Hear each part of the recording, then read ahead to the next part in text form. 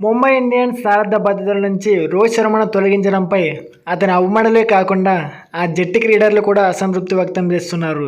రోహిత్ శర్మను సారథ్య బాధ్యతల నుంచి తప్పించడంపై team India star bowler Mumbai Indians కీలక ప్లేయర్ సూర్యకుమార్ యాదవ్ స్పందించాడు. ట్విట్టర్ వేదికగా హార్ట్ బ్రేక్ ఎమోజీని షేర్ చేశాడు.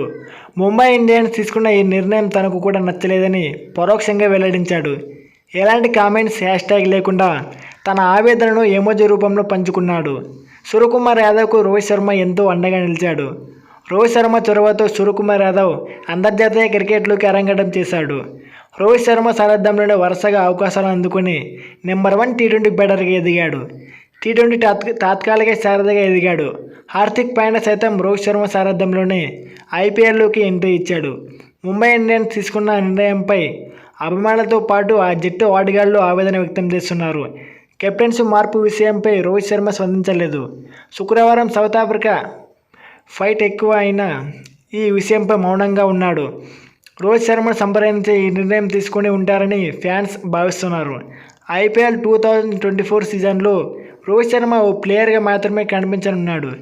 అనూహ్యంగా ముంబై ఇండియన్స్ సారథ్య బాధ్యతలు అందుకున్న రోహిత్ శర్మ జట్టుకు తొలి టైటిల్ అందించడంతో పాటు మొత్తం 5 సార్లు ఛాంపియన్గా నిలబెట్టాడు.